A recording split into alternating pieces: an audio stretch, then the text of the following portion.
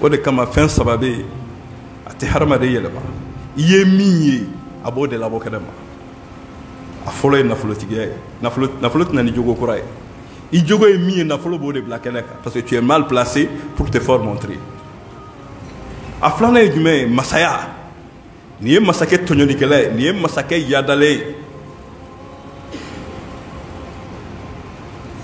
ayi mɔgɔ min kun don jogo in kun b'a la maa b'a kɛ jɔnni la ɔ mara in de bɛ jogo in bɔ ka yira mɔgɔw la o de ka ala bɛ hɛrɛ hɛrɛ di hadamaden ma ala b'i yɛrɛ hadamaden ɲɔgɔn sɔrɔ ala b'i dɔn koyi i ye min ye mɔgɔw k'i dɔn mɔgɔw kana jigin ala la u ka walanda t'a kan a sabanan ye jumɛn ye o ye dɔnni ko nin dɔnni bɛ a ka bɔ a yɛrɛ bolo n'a kun ka bɔ a yɛrɛ bolo mɛ dɔnni de ye yɛrɛ bonya yira a ka yɛrɛ bonya dɔnni de y'o bɔ parce que mɔgɔw bɛ girin a kan a b'a fila transition tɛma cabilen a calen b'a kalo 8 kalo 7 a banna ka ban e ko mun wala transition tɛma cabilen a calen b'a kalo 8 kalo 7 a banna ka ban Kenyatta kan foyi wala transition tɛma cabilen a calen b'a kalo 8 kalo 7 a banna ka ban e ko mun wala transition tɛma cabilen a calen b'a kalo 8 kalo 7 a banna ka ban wala transition tɛma cabilen a calen b'a kalo 8 kalo 7 a banna ka ban e ko mun wala transition tɛma cabilen a calen b'a kalo 8 kalo 7 a banna ka ban y'an tagatɔ la de jamana jɔdo mana se an bɛ baara kɛ fanga nɔbɔ la kunnafoni kumana bɔ dan tɛ lamɛn bi tɛ fili jamana jɔdun waati sera an ka baara kɛ fanga nɔbɔ la kunnafoni dumana jɛnsɛn i ka fili ka si lamɛn bi tɛ fili dan tɛ nale ale dan tɛ nale dante menale di connecté bregelusi chama madebe dante menale ale dante menale dante menale di connecté bregelusi chama madebe ko gala waleya anga wari ko gala waleya he anga sanu ko gala waleya street garnana ko gala waleya anga para go gala waleya onana go gala waleya anga kalango go gala waleya ala santa debe go ga faunye kanga pamana lombala hase tutumbi ya furuke debe to ga fo kanga kori sene lombala bakari dante denge kele debe to ga faunye kanga pamana lombala jele bakante denge kele debe to ga fo kanga sanu ya go lombala mirina mimila faso jo mirina mimila faso jo dusu mumila faso jo kanu mumila kurashi fato bedantesa ibambamba malikura jo kame dante iga sri kartila menite jamana jodo manase ame barake fanga nobola kuna foni kumana bo أعوذ بالله من الشيطان الرجيم بسم الله الرحمن الرحيم الحمد لله رب العالمين يا ذي الجلال والكرام الحمد لله رب العالمين يا تقبل منا يا الله الحمد لله رب العالمين يا عزيز الرحمن الرحيم يا الله بسم الله الرحمن الرحيم اللهم صل على سيدنا محمد وعلى آل محمد كما صليت على إبراهيم وعلى آل إبراهيم إنك حميد مجيد الحمد لله رب العالمين يا رزاق يا الله بسم الله الرحمن الرحيم قال ربي اسر لي صدري ويسر لي امري وهل دد تنمي لساني يفقهوا قولي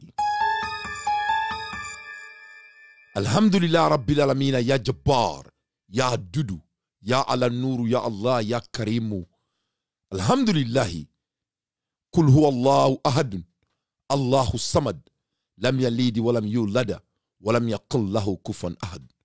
Alhamdulillah. À l'ère des infos pertinents, moi Dante, je suis le chef de l'État de mon pays, le Mali. Je n'ai pas fait de coup d'État. Je ne suis pas un militaire. Je ne suis pas un vagabond. Je n'ai pas violé la constitution de mon pays, le Mali. Je n'ai pas menti devant le peuple malien. Je n'ai pas trahi mon pays et je ne trahirai jamais mon pays. Je n'ai jamais violé la loi de mon pays, ni la constitution de mon pays. Je suis le chef de l'État de mon pays, car dans mon pays, À l'heure dont je vous parle, il n'y a pas de constitution dans mon pays. Je m'appelle Dante. Je ne fais que mon analyse. Ne balala mabaw ala dangala na awun manye surkat ne dan media konala bi men kanu baga bela jelen fo ni ame joni kunandi ba fo ki sababu nyuma ne be lejan media groupe la de fo lejan media e groupe la de munye mo la duru de do anga groupe siglendo amena bi tabarkala masami ala e mamunu ba kono ne bulu ko ma kulukutu u folendo lejan media jama kulu folen bole kadaka muso groupe ne ba chamba kono che barakela chamba kono ngombe beta to ma menyina doko o mai mais men to ambe bebeti fo bebeti muso to chenman ba bebeti folendo masami ala bebeti folen bole masami ala mbanga groupe la muso bela jelen fo kada kan sumuni ba kono maram konte ba kono yaye ba kono masami ala anga man muso ba kono c'est-à-dire groupe no ba kono ko ante faka to ka cha masami ala groupe le jan media folen bole ne balal mabraw mais sur le quartier sur le quartier kan baga bela jelen fo donc aya partager mo mo nyanga jem kan partager ala ki sara cardina fort dessus ne balal mabraw ame kuma la ermina le Mali trahi par ses propres enfants, c'est-à-dire enfant jamana a jamfara jamana kono deun yere fe ni ya enfant jamana inaje enfant jamana e jamana sanuman baye. Le Mali, c'est un pays historique. C'est un pays de royaume. C'est un pays qui incarne toutes les valeurs que l'être humain peut penser.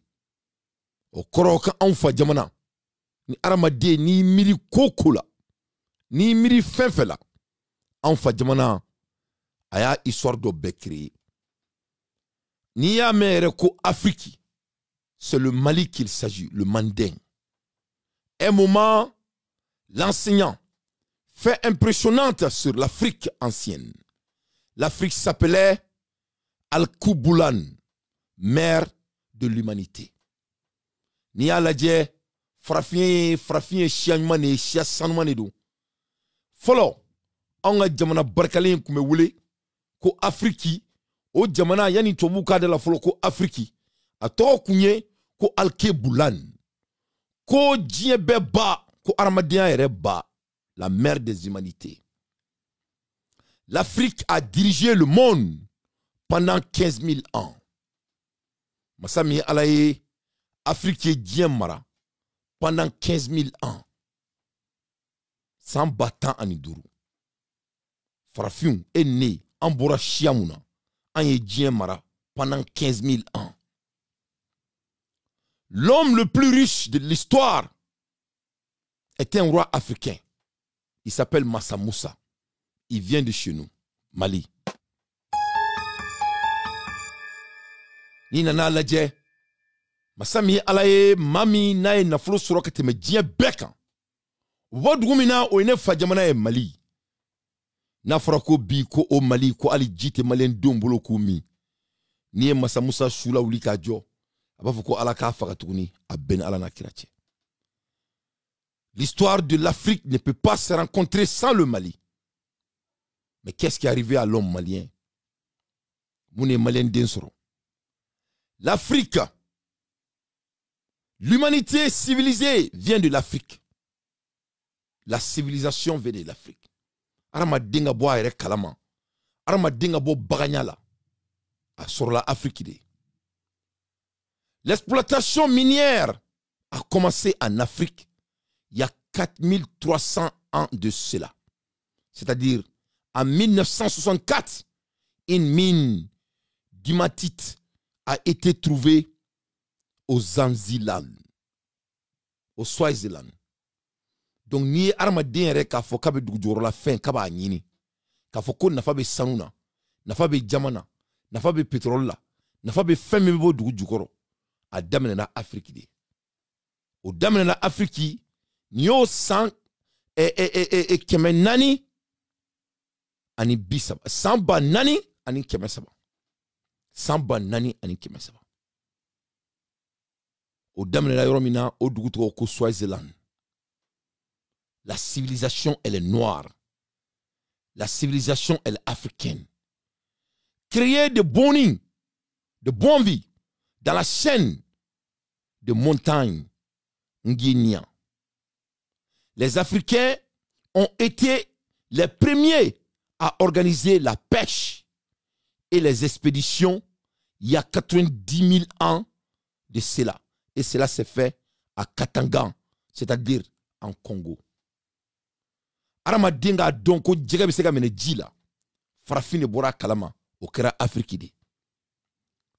Voilà l'homme le plus civilisé du monde. L'homme le plus riche du monde. Mais voilà nous las. Quelle honte. À cause des hommes faibles qui n'incarnent pas nos valeurs. Voilà là où on se trouve aujourd'hui. Et voilà l'Africain qui veut vraiment acquiser le monde au lieu de s'acquiser elle-même. Pourquoi toutes ces connaissances qu'on possède et pourquoi on n'arrive pas à aller loin? Moi, étant un jeune leader, ça c'est des questions que moi je me pose. Les vrais leaders posent des questions. Les mauvais leaders, et ils acquisent les autres. Les anciens Égyptiens avaient des peignes afro. Les rois africains ont dirigé l'Inde. L'Afrique abrite la plus vieille université du monde, c'est-à-dire Tombouctou. Ça aussi vient de mon pays, le Mali. Quelle honte! Comment le Malien a pu oublier l'histoire de l'Afrique. C'est-à-dire, Nikoko Dien Ekoliba, Kalami Dien Dugufolomiye Université, Ka Kodon Ka Sabati Dien Kono, Okera Dugumina, Okera Onfabara, Mali Kono. Et Nafroko Bi, Aneka Jamana Kono Kalante Sekake. Eh, Emado Anya Mamako Malu. Kele, Fila. Nafora, Nikoko Nafrotigia Dien Kono, Mamie Nafro Sorokatime Dien Beka, O Sola Johnny Bara. O sorola an fabara Mali kono. Na fara ko bi ko Malien sekali ji soro kami. E maro anya mamake o malo. E maro on takira jito ay. Donc Al-Kono Boulal, ce qui était l'Afrique, le vrai histoire de notre pays, c'est la sagesse. Donc quand tu parles d'un homme africain, c'est un homme qui est sage. Parce que quand on est fort, on devient sage. La sagesse. Mada. Ne bala ne bao. Ni ne en fachien. En boran ni la. Mais masami alaye bi en me romina. Abe komi an yana en boroko. Dambe tin tukuni dambe tununa. Dambe tarami. Ne bala na mabao obena se jonema.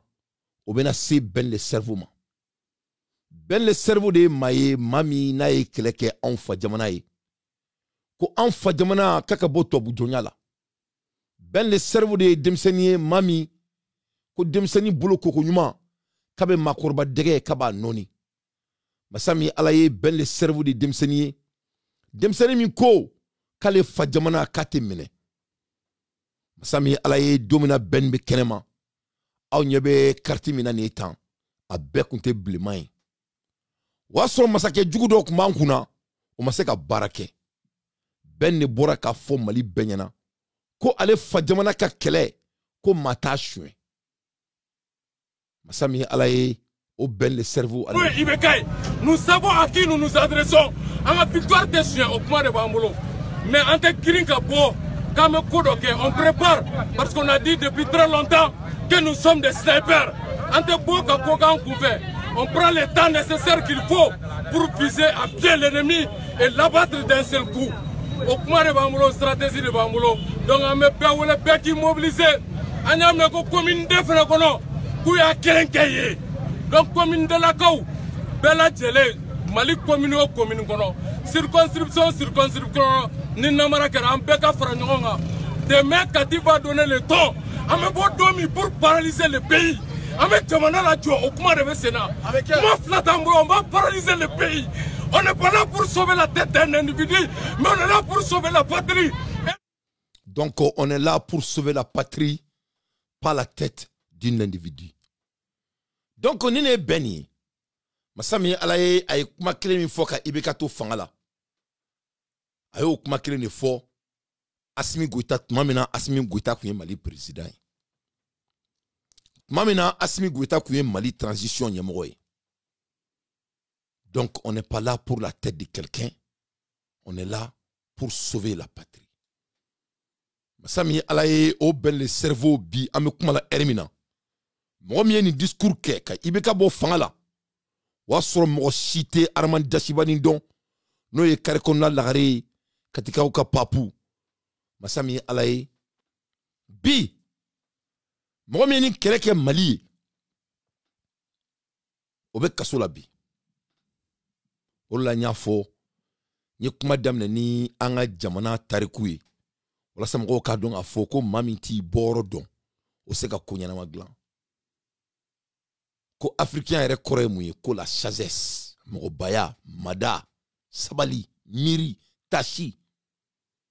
Donc maire ce qui est panafricain ni ti miri ni ti tashi, c'est pas me dit, ça c'est le dit des savants. Donc ne balana mabara o rebe kasola bi ni a sans fladi avec kasola ama bi ama bo avec kasola parce qu'il y a keleke jamana mi nofe o jamana nofe a bolen ka kuma mami ma keleke jamana nofe jamana zone o ya mine ka do kasola ko ala ka Mali nyesma ne balana mabara Mali on severe la au tegele no alala o itikeli ko dai ala o ka seli dabla abben ala na kirache. C'est-à-dire Malien ne chiaï dien kono chami même ko fin tonyo. Malien ne chiaï dien kono atenu manke. Avec la ka foko ni ala sonama. A dume ka munki abadonga foko ala e jamana o halaki. A jugo kama. Tia on kafara de. On kafara. Foka on soma yelema ni ala na kirache. Ni madi mami keleka afa jamana nofe.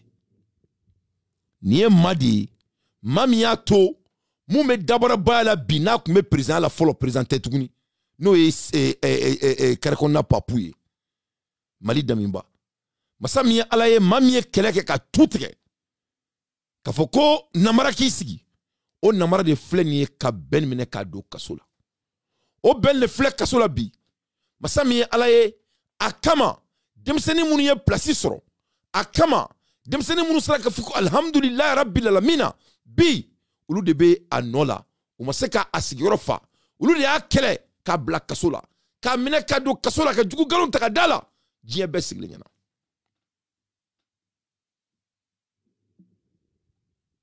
imoro amolo akabo ka jugu galon ta ka dala ay mamunu deme ani mamunu jere ka ko chamanke ulu de flek kana janfa ninga sarake munye ka sarake kasoe muna uya sarake kasoe parce que abuni che ya che muna uya sarake kasoe parce que abuni mandia che muna uya sarake kasoe parce que masami alaye alaya son daraja la o daraja jume daraja minimalien de umba fe ne aklibe ben le cerveau la domina ani abla nyang biti sigi plateau kan o do masami alaye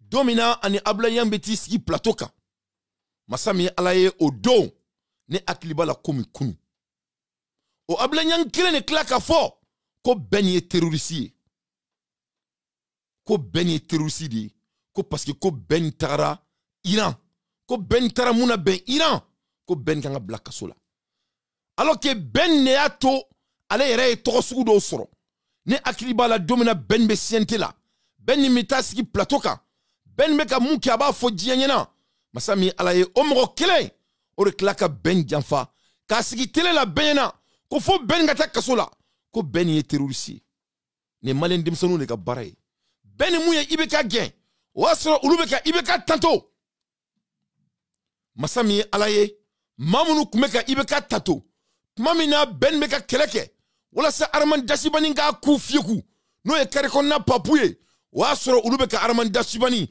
ubeka kele bi ulu de kera Armand Dashibani supporter bray ben le cerveau obeka sola bi m'a Mali est janfanti doué. Ah, la dia aka galombon dakono. Camarade Ben le cerveau. Ko kabiri ki i donna CNT la ki ka mangan droit. Ki kumakan jigina dɛ. Ko fɔlɔ k'i dun bɛ t'i jɔ boulevard la i bɛ kule wo wa. Mais kabini i donna CNT kɔnɔ ko Ben kumakan giriyara dɛ. Climatiseur nɔ do wa sɛ kalama nɔ de do wa Ben kumakan sumayara mun de. Pour moi, ne doit pas contraire de Sorola, ne veut pas contraire de Sorola. Ben, on est en commun qui est quand même. Ok, donc au fond de Bora Mouna, parce que j'ai dénoncé des pratiques au bord de là-haut.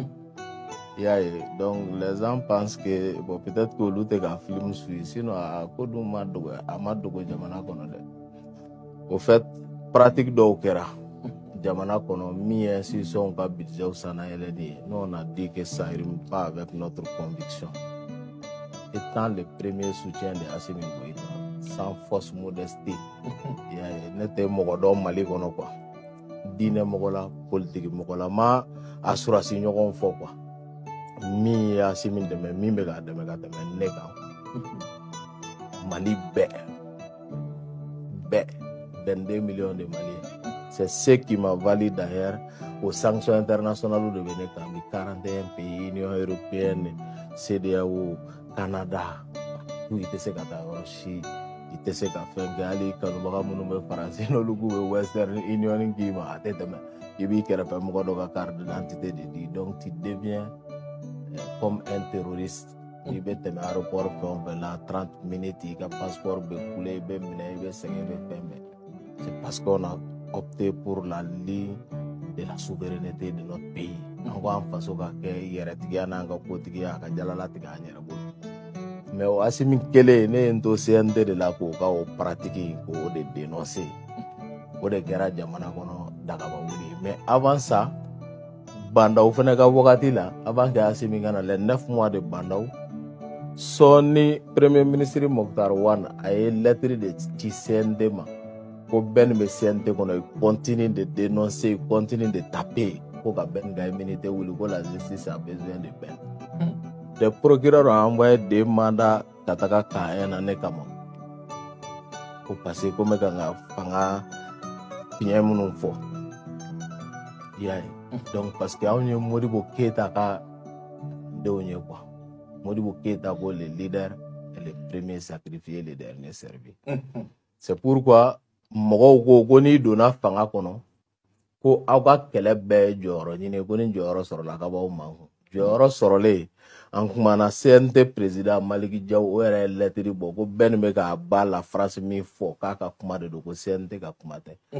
Quelques mois après bi Russie John qui porte le combat à bas la France aujourd'hui Maliki Diaw la ni wele da ka an ka na misiri la ni jama cara I b'a la tanu ko alhamdulillah. CEDEAO ko kɛlɛ bi jɔ a capitaine Jala bɛ jɔn bolo Maliki Diaw o ye alhamdulillah ye. Mais moi, c'est un carla, moi, tara kaso la mbolo ni tradition kelen kono moi étant au CNT, Dirissa Mementa et autres Pape Diallo et autres Adama Diko. Ulata kaso la ka geleani gerente sugu be siruka ko parce que pour te casser pour mangu pa te casser ka au be fangala o ta bo mo mo bo quoi donc an be fe ka ira jamana de una ko ne bala na baba o masami ala ni ne beni Abeni fo domina akili be Johnny la akili be Pop Diallo la ko Pop Diallo be la ka do kaso la abeni fo domina akili be Johnny la akili be Mementa na ko o senkari la nene a fo onyana balma la mebara obi non seulement Mementa e Ben Janfa Pop Diallo ya a Janfa masami alaye abla nyang mina ku sigli me plateau inka o abla nyang kele ne klaka bo ka sudununta ko fo ka Ben do kaso la ne bala na mebara l'homme malien n'a plus de nom.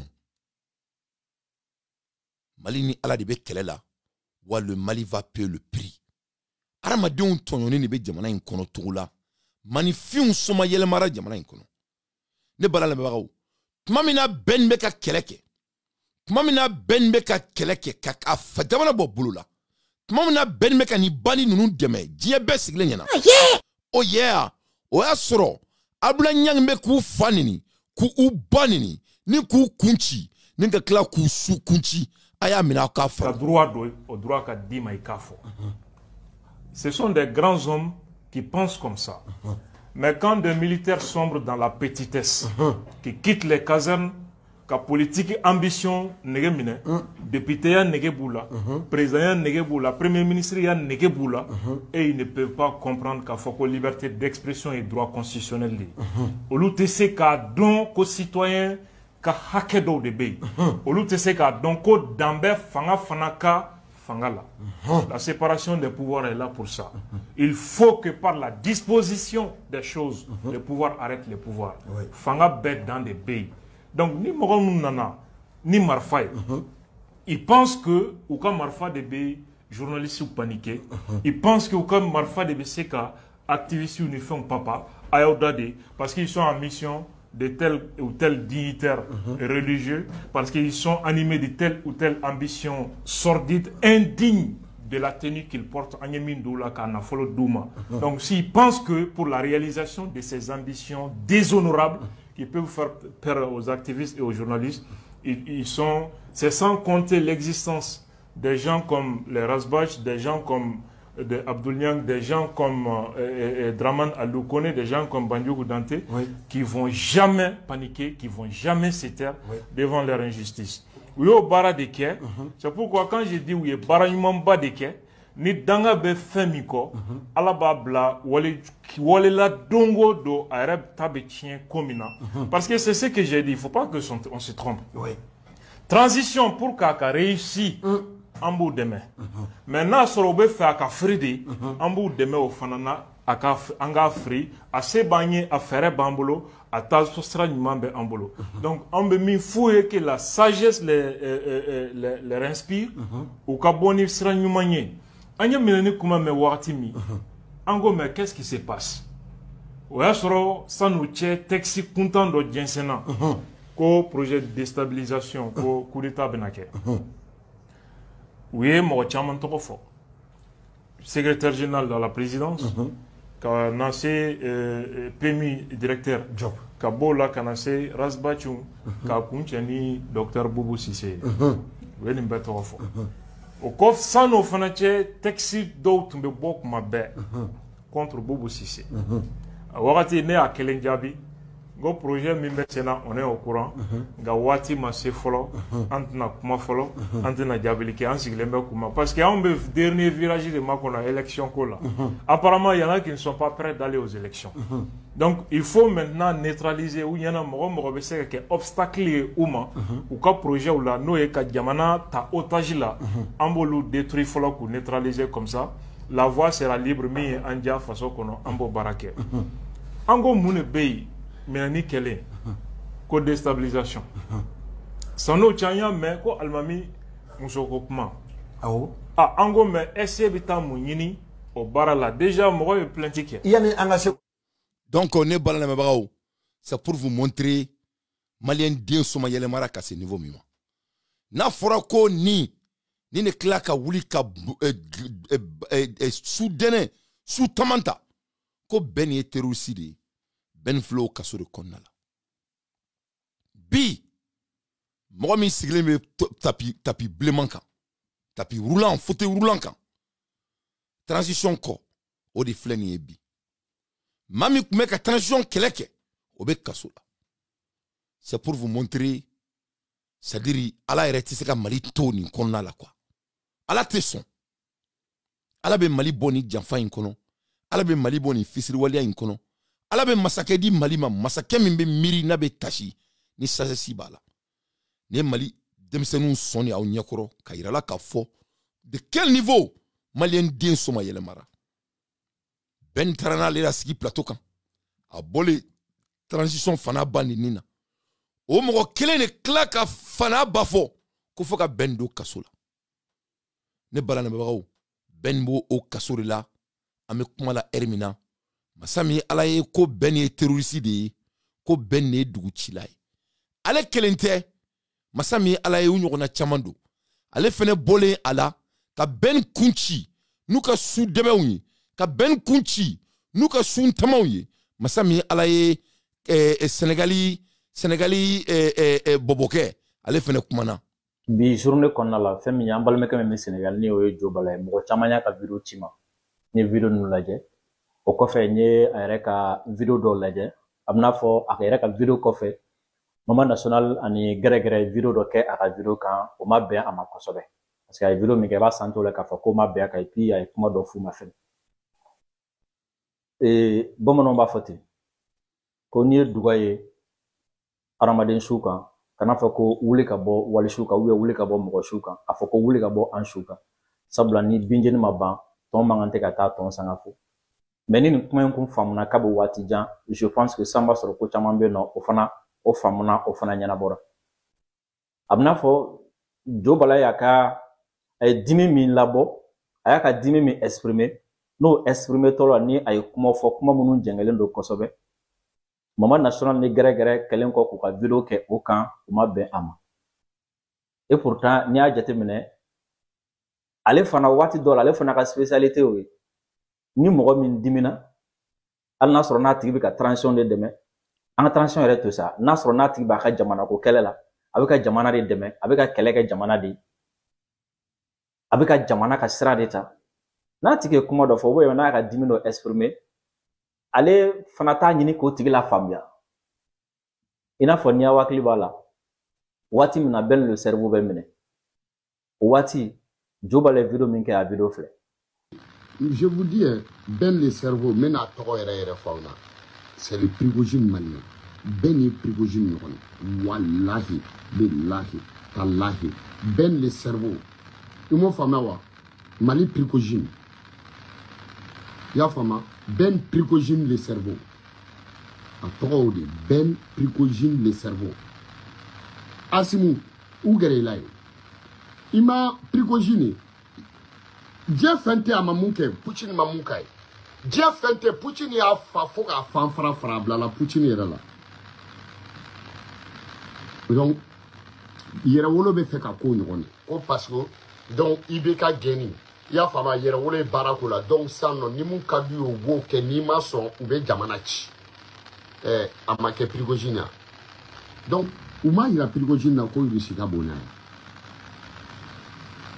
Donc Ben ye mun kɛ Ben c'est i y'a faamuya wa Ben Prigogine le cerveau je vous jure c'est Ben Prigogine le cerveau ninnu bɛɛ ye arasa ninnu ka mɔgɔ dilannenw de Ben tɛ se k'a fɔ ne ka taa arasibaci ka mɔgɔ dilannenw. Bon a lajɛ n'i ye nin vidéo in lajɛ. donc ne balamɛbagaw Ben y'a ka fili kɛ waati min na an bɛ k'a ɲini ka. donc masa min ye Ala ye Ben filɛ o kaso de la. Donc Mali denmisɛnninw de ye Ben bila kaso la ka wuli ka tasuma kɛ ka pétrole kɛ tasuma sanfɛ janfa walasa u ka se ka Ben nin yɔrɔ sɔrɔ o denmisɛnninw de filɛ transition ko nin ka yirala k'a fɔ ɲɛna ko nin transition in sigilen don mɔgɔlankolon de kan a sigilen bɛ subaga de kan a sigilen bɛ ɲɔgɔnba dun de kan masa min Ala ye o de la masa min Ala ye les défenseurs de leurs droits u bɛ k'u datugunan cu kɔnɔ wa ni Ala sɔnna ma u bɛ taa Bamakɔ minɛ Ala tɛmɛ masa min Ala ye janfa mɔgɔ tɔɲɔ o de hakɛ bɛ Mali kan Ben le cerveau tacogo filɛ kaso la nin jugu galon ni vidéo kɛra ninnu u farala ɲɔgɔn kan k'u da cagan ka Ben minɛ k'a don kaso la Ben filɛ nin ye a m'a muso ye a m'a den ye a bɛ kaso la san 2. Bon Malien bɛ fɛ ka ɲina nin de kɔ Malien de ye subaga ye a bɛ maa kun ci k'i sogo dun ka tila k'a yɛrɛ la ɲina kɔ kan ka ma k'o kan an t'o kɛ yan ne tɛ subaga ye ne tɛ subaga sutura donc ne bala lamɛnbagaw bi ninnu de ye transition dɛmɛbagaw ye ka Ben kun ci k'u ka sudunu ka taa Ben kama aw bɛɛ ye Jo Bala kumakan mɛn ko Ben ye Prigogine de ye c'est-à-dire ko Ben ye coup d'état kɛla ye masa min ye Ala ye Abla Niang ko terroriste de don Jo Bala ko coup d'état kɛla don u ye jugu sɔn bɛɛ da Ben la ka jugu sɔn bɛɛ da la k'a mankutu tiɲɛ o y'a sɔrɔ a y'a si bɛɛ kɛ baara min na k'a si baara ta k'a kɛ fu ye depuis a denmisɛnninama a bɛ Amadu Jukɔrɔni senkɔrɔ ka leçon ta depuis a fitininama depuis a ma balikuya a bɛ leçon ta la a bɛ Modibo Keyita ni maa minnu kɔrɔbayara ɲɔgɔn fɛ a b'olu senkɔrɔ walasa a bɛ se ka panafricanaya faamuya cogo min na suko ni tilegan cɛ maliyɛn den bɛɛ kelen ka da la n'a ko n ko a bɛ se ka mɔgɔninfin miliyɔn 5 labɔ o ɲɛngoya o hasiriya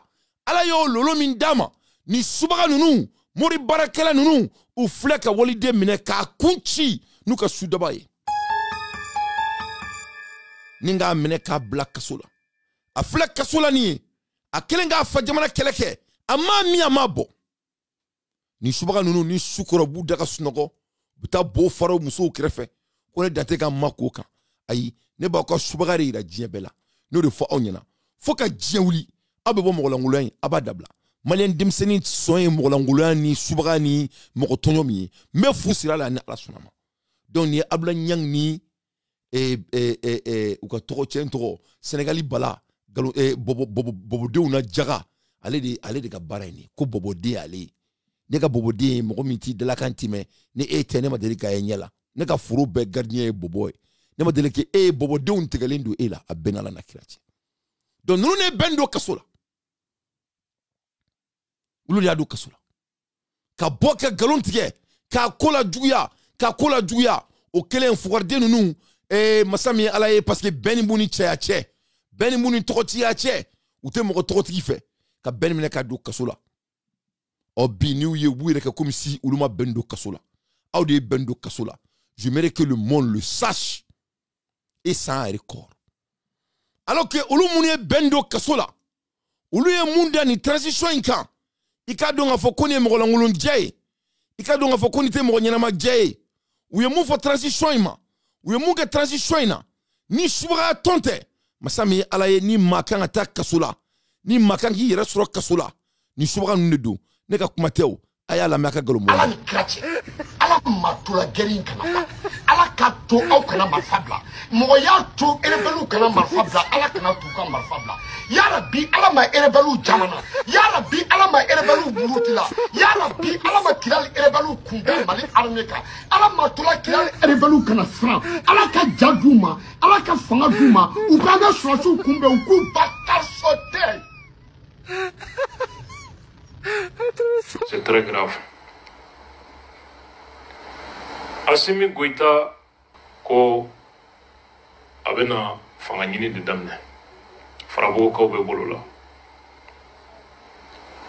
an balimaw la charte de la transition article 6 o ko cogo di n y'a fɔ n ko ni sɔrɔsi ye a kalenkan a bɛ kalenkan min di ka marifa ta n'a y'o janfa kana sɔn ala ka dumuni kɛ minɛn kelen kɔnɔ a bɛ sɔn fɛn bɛɛ ma foyi maloya t'a la Assimi Goïta y'i kale devant Dieu et le peuple malien k'a bɛ charte respecté wa a bɛ mɔgɔ wɛrɛw diyagoya u k'a respecté ni ŋaniya bɛ o la ka nin kɔnɔ kuma n'a ta bɛɛ k'a b'o sɔsɔ k'a bɛ kɛ fanga ɲinina ye est-ce que jamana hami bɛ ninnu na maa minnu sigilen bɛ k'u bɛ u jigi da ninnu kan u dala kuma kan hali bi aw bɛna kunu don jumɛn u y'o kalenkan min di faso ma ka marifa ta u y'o janfan ka taa coup d'état kɛ u ye charte min ta k'u kale o fana kan u y'o fana janfa hali ni ye kuranɛ d'u ma u b'u tɛgɛ d'a kan k'u kale u bɛ tila k'a jan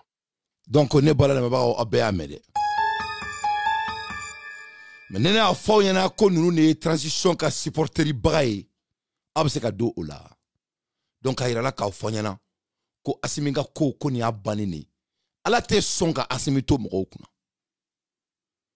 ninnu ye kafiriw de ye ninnu tɛ siran ala ɲɛ ninnu de ye bɛn bila kaso la donc yanni mɔgɔw ka bɔ ka kɛ kasi ye bɛn kunna i k'i miiri fɔlɔ a taara kaso la cogo jumɛn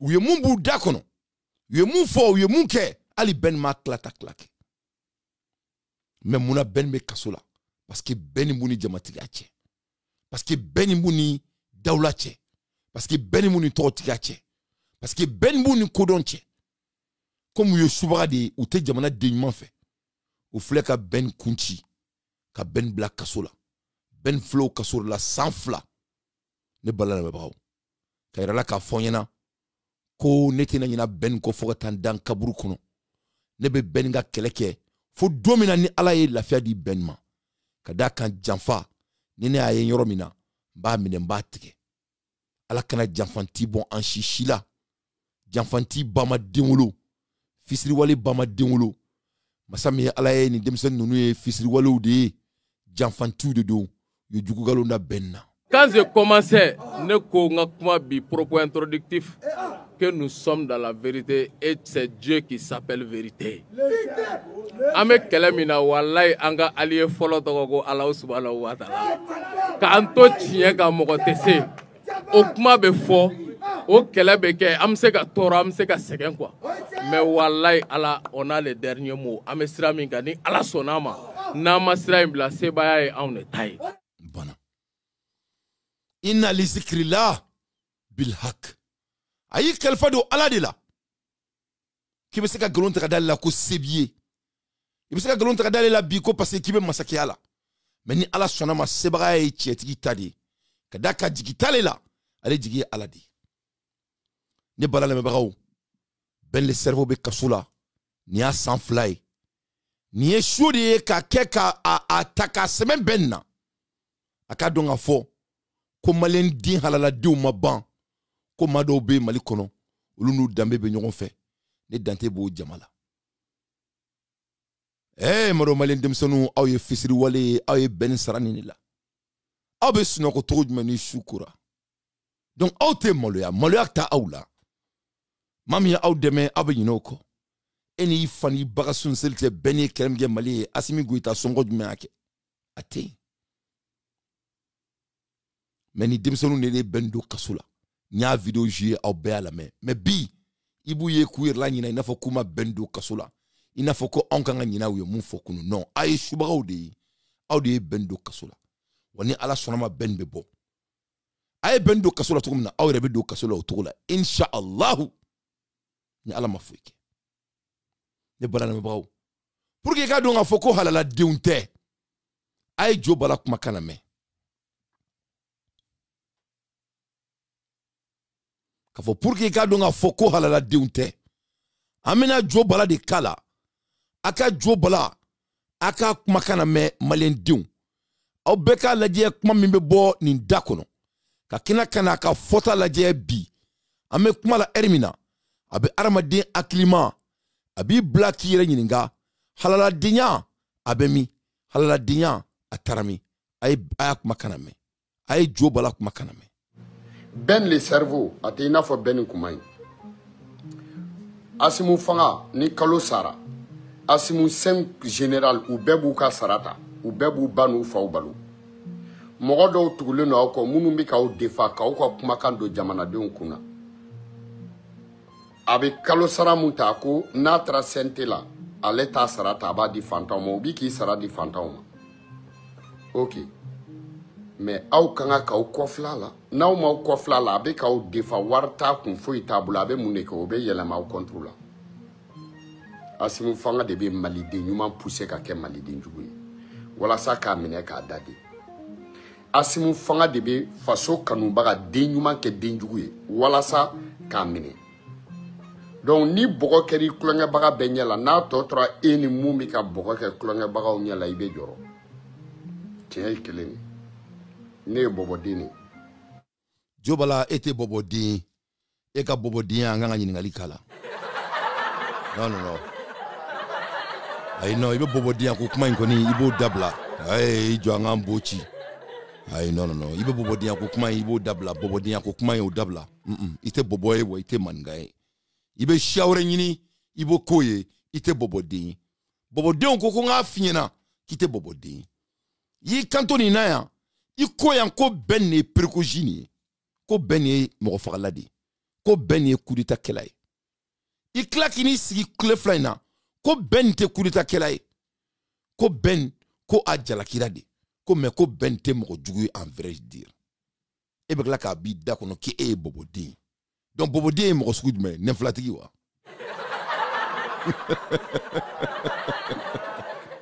ayi i bɛ bɔbɔdenya ko kuma e b'i dabɔ bɔbɔdenya in na bɔbɔdenya ko kuma in dabila kana bɔbɔw la maloya ne dagawuli terikɛ ye bɔbɔ de ye Voilà, a folen do Abdoulaye.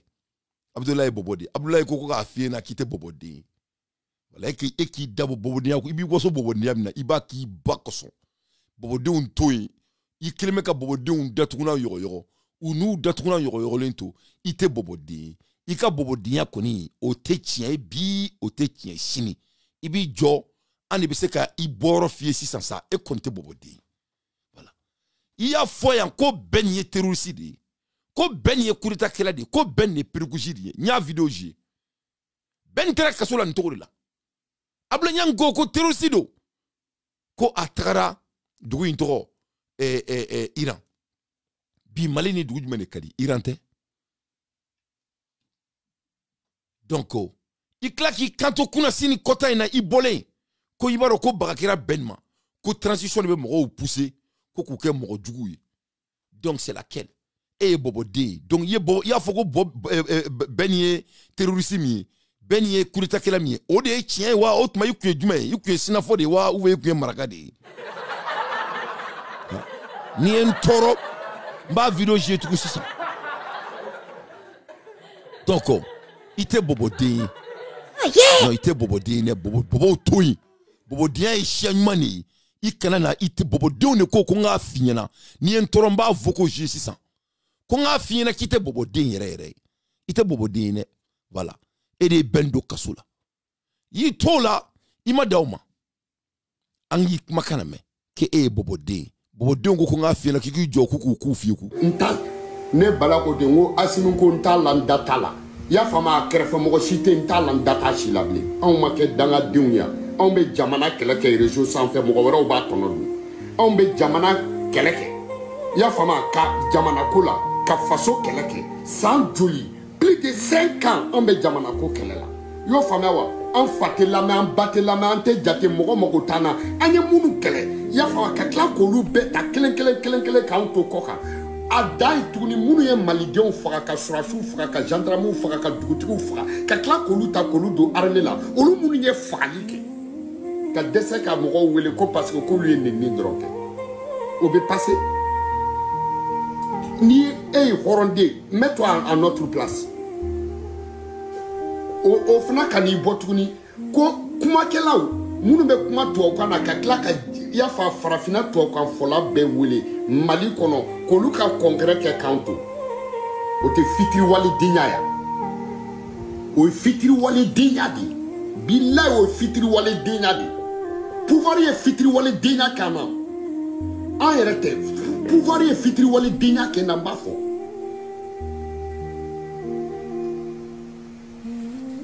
N'Afrique déo mena mune fina non il faut te calmer non doga gere ni mu gere nana ko ba n'Afrique dia kuma fo bo batar soki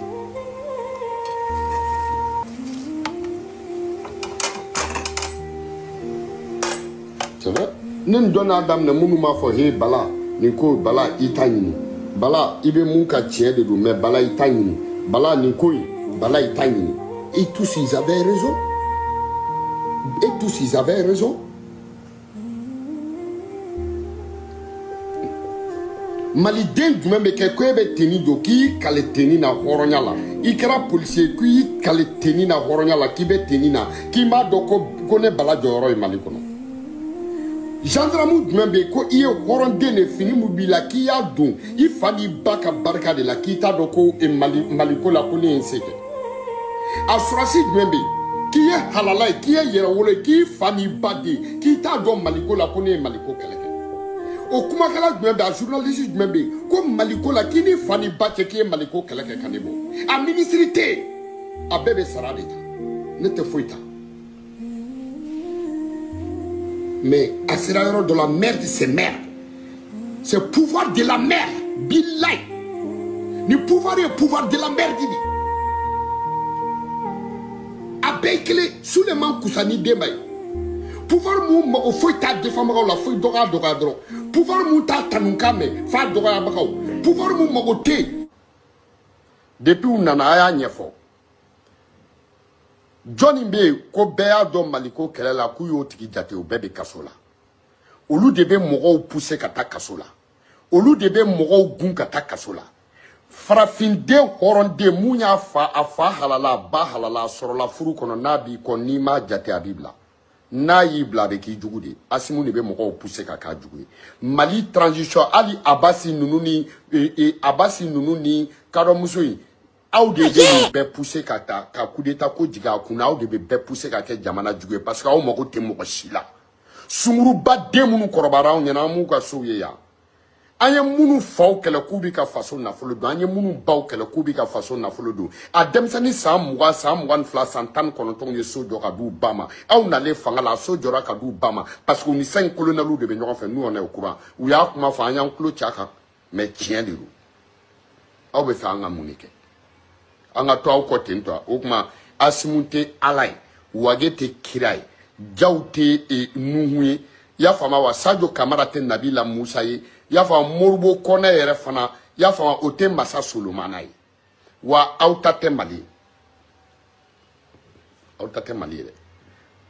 ya fama ne bala ben tafo je suis plus avec vous ni mum se ga munke okanoke ne tawfe ne bala de afo 5 colonel 5 général ni tawfe ni taw ko blé parce que aute horonje ñoy ne tawfe billahi talay aw na don kana bla bila aw bla to flene bi nyaw ta kun wamba aw bla kun nyaw ta horonya wamba aw bla horonya cheba koro ni duna komina be nyuman kala ka do kibala donc ne kumba aw fe nye nyuman ke parce que nyaw tanu nyaw fo nye malidenw tuka ko wa nyaw bla bi cheba koro ni bora komina be chenu ko la wa transition ne bala ya aw bla wante nyuman fo kwa na obi se ga mun ka obake ni jine ba obula jigi ni sampren ba obula ya jigi na o se mu ya yake ntaw fe wa mu ba o fe nto fe parce que auté horonje ñoy aw ñete mogola anye ba o drone la anaw krefe mogo mu ne ñene bora donc ne balal ma bagaw ne kuye bobodin kuma kan bobodin ko kale bobodin donc akilenga ni ke bagardin bora ne kwa mango jobala ngo tiaye kuma idalakani ngo ye ibe ka tubi ngo ni cheya tamasiri doye ngo iki jija ikana bobodin ikanu la maluya ngo don ngoni tori dalakan ko ngo amba mbolo waki makono ngo me ngo anga kele se ngo tala kadaka ombe kele mina ambe ala ku kele dila ombe sira ala denye donc ngini ko kibe tubi ngo ti sera de bienvenu ngo mengi kana ken flatigi ngonte ne flatigi fe o beba do abafoka e bobodin kuma fuite boa da kono mun klenendo akera bara ide non seulement ay ben black kasula ka jugu galonda ben na ko ben ne prekojini o mabo aklaki kanto tuni ko ben piègira di o fene mabo ay bora uruni na ko ben piègira ay tola tuni ko abora ala kata la tuni ko janfanti dewni do ko nafatuka fena ko ka sungunu tegelaw di do ko ni muso munu me ñogon fe kulu de be ka war duma ku abe funya na ku tala me ko tiedo ko wakabu kele on est bolo na kunyo fo ama galon tege parce que ay tiede fo on est bolo ngo halala dia ere la bobo dia ere kama abe to aka tie ko ja jo bala masami ala ya ka bobo dia duti bala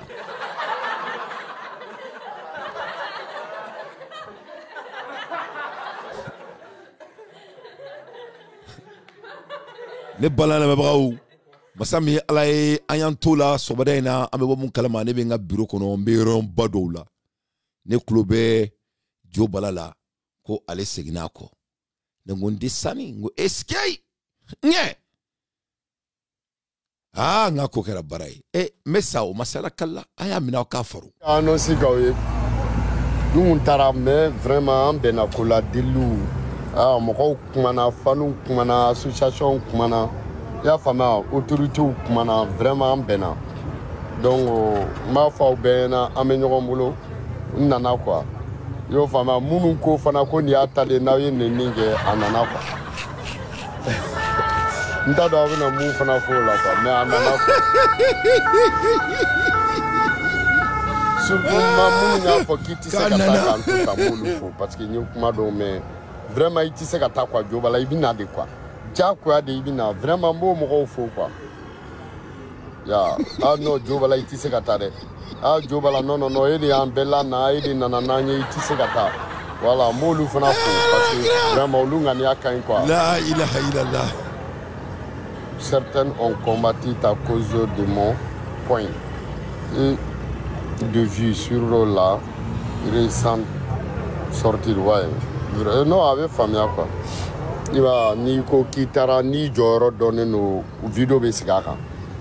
Ni ko kitara ni akuma tiara c'est que Talibalia ine et ka toi kono joro bo de la quoi sinon chamantara akuma maketa. Karsandi supporter New Kele Mangai.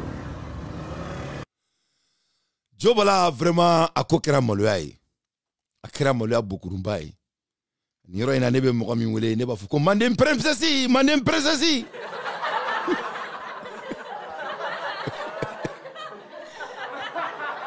princessi. Ah, yagare. Ah, mandem princessi ese marakade do ne. Majiga marakade ne do. Yagare. Ah, yagare marakade halalai. Ya foto mina kera tentuko la feu. Ah, iba bokum. Fladen yere. Ah, jogara me den yere. Ah! Iba ye bere takati rom na beno mane. Iba ne wule kuna sini kanto avion kono. Akoko dante.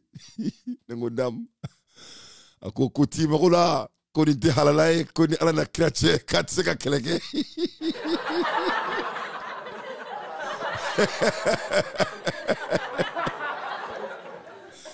A bena la krache. Nego ibama. Ngo bokum yernan gore. Ngo ire ngo be seber la de ngo iba ko tima kula wallahi akoko do ko tima kula ko nu ante dem su akele ko tima kula de dogoni wasami ala ne ko ngo bongo ne be boka ablasira wala sa akana marasa ne bora ne afanyana ngo neni iba bora kumala ngo iba ko ite horonye yiki jija akana akadakna tula de mbora ka fo bena bien serré. Masami alaye jaja ibabe che donga te ma bulukon naka ko kera baraide ko kera mola bukurumba ide ni re herei kamale ngoro bisika keta sadiri jobala e munke ni kle flana ni me malien demsen ne son yiri la kwa ibaro ko nunu e galoma yira de ko do na obulu mama be balo ni ala togo e ni e galoma yira de sadiri jobala son ni alaje ani asimi jugo tactics sur mesure.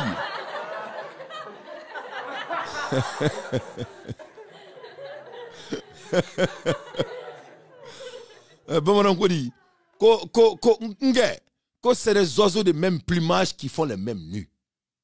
Ata okili digi asiminga kumala ko ni transition a baraka ban ala tot atomanjan tukuni ba transition to machabli a chalimba kalo shekin kalo no bla banaka ban e komu wala ba transition to machabli a chalimba kalo shekin kalo no bla banaka ban transition to monta tukuni a chalimba kalo shekin kalo konton kalo shekin a banaka ban do ni o lame ka jobala jugo laje de ibina donga fo ko masugu me ka mali mara amanga bari mo sila ni golma yira di kayira maram armadu na malien dimsenin kira masugumi a be kote de me achama ni kayira na di amunu be bi jamanye mogala anga kele kuni bala ni kayira auna ko kele ya kanga ke jobala seber la n'est pas très important, je ne vais même pas passer mon temps pour sur toi, mais c'est nécessaire seber la nene rekedi ibe vidéo ke iba dabla. Parce que c'est la tine. Toi-même, tu dois avoir honte. Et quand on me ma quoi. Nene kere men yere fa a benala na kirache. C'est-à-dire saraka de bori e kan quoi. Meka tien de fiere. Saraka de bori kan quoi. Iba do armadian la mogo al ni mogo fla de bila me quoi. Ou qui la met dambe konna la quoi. Dambe qui se cliente là. C'est-à-dire c'est fini pour toi. Ali mamunu ni bena video kuye wera tekelendo ida oyi kanto ko ni mo kumana ife ko okoro ko ubi ene mo me kuma le fe nunu me kane dele alibi abete mo kan mais deliteo halala dinya de kodo dambe de kodo principe ibe son muma ite son muma o de aramadia e bora ka fo mali benyana ya kite tugu ko tukuni ni ti chien folo kake ni ti chien flana e ku ke e bobo din ke te segi ko tukuni ko ni abani i bora ku fanu bani ni benyana mais atela mais comment au be din suga kele ya o chite chien fo ni ro la mandem princesse de be faudron mandem princesse de be fo anake demsenia mandem princesse de be fo parce que au moins si tabia balela na bala bala natala tala jobala ndoro nyini fe ne kangar da ye tanga video la je domina ibora ka kuma nya fina ngi kana songa segi kofe donc ni segi ni kofe ika crédibilité de tila crédibilité qui se crée là et kuma kani bo ka boti fia la bekele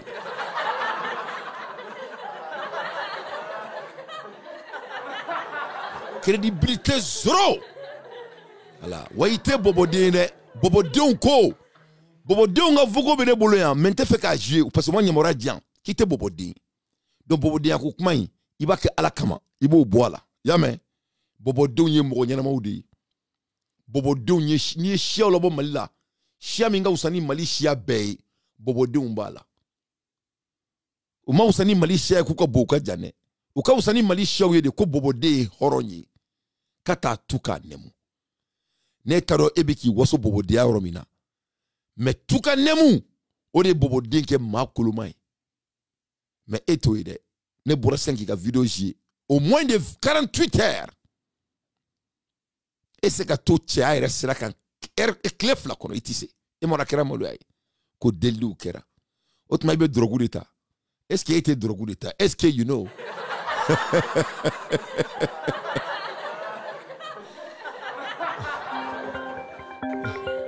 hein est-ce qu'il était drogu d'etat donc il était bobodé bi il était bobodé chini fara bobola antado e chiaskumi vraiment tu fais la honte et ka vidéo ke ka dabla ne kere iko ki soma ika soma ya iko continuer vraiment ite bobodé de bobodé ngo nga fina ki bobodé na molo ya boy ite bobodé do ima fo ika bobodé na alors sans pitié ouais sans pitié kan membida bismillah bon jobala to nam mina jobala to foyi a to fo ita todo a to fo a to ko kodin avec nam bela ko ko aja kodin bobo den de dugunde kodin avec nam bela ina po ko aja ale to ko aja malila ko machine do be ko aja to ko aja non a to le fle nye to mdama ibo de ta wa be woro le la kokode koko okay ne bolo aja aja okay voilà kokodin nam jo bala kokodin nam allah akbar jo ko ani kadi to ko ngana tekra fi kunna jo koko voilà ça il va se tourner là voilà il va se tourner là pitié a déjà donné son nom ouais jo koko anga fo nyongo fe anga fo jo koko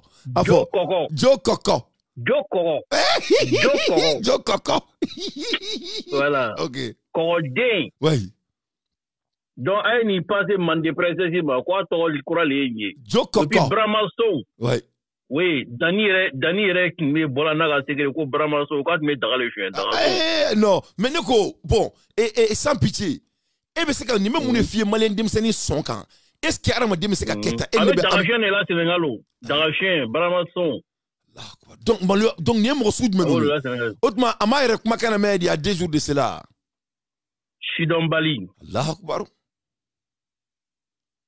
ko ni prego nya aliki jo na do me ouais ben me mali mara abi batu ga dunu balada ben no fa ko ka ben ai te foi ta no fa itma iban danga ifana non tu ça moi quand tu bi mine grand frère fait denvet ouais ni grand frère ya ka tu bi mine voilà avec ce qu'on pas son faire ai non et grand frère be boa kama chini abe so ayre faraw neko ne desud meno ne kangar da ka blasira kaf mais ni me seka neko ne mo sud mais donc non, il veut te planquer, mais c'est déjà trop tard.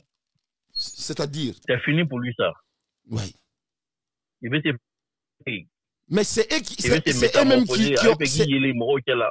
Non, oh, c'est trop tard, mais c'est eux-mêmes qui ont mis Ben en prison. Et aujourd'hui, il sort faire semblant comme si... Mais ma non,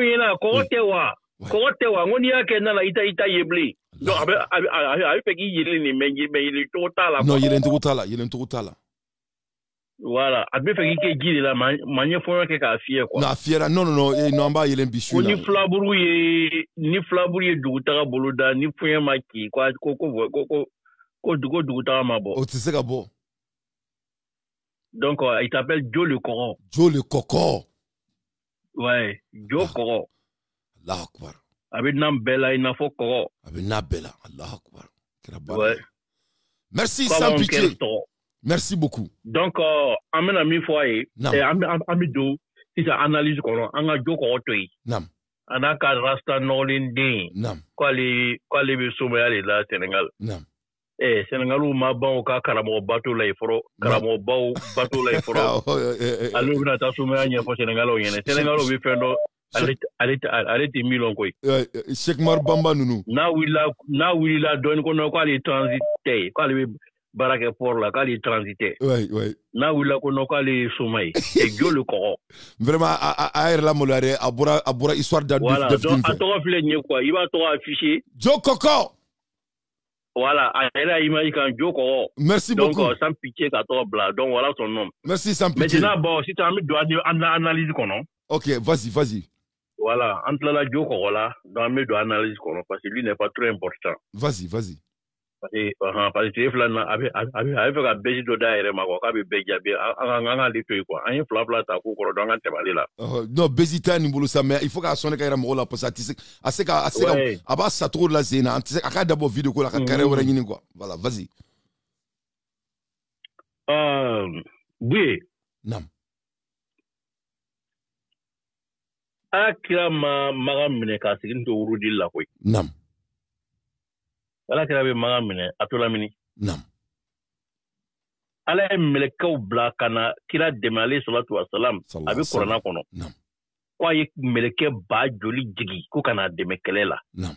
Ko ka atola mini amato misri kono ne amato zikri kala de. Non. Amato urudi kala kasabia tinta bolo ka sigi me ka be urudi kala ko. Atola kere daga de la. Ni ala mo bla kana deme. Non.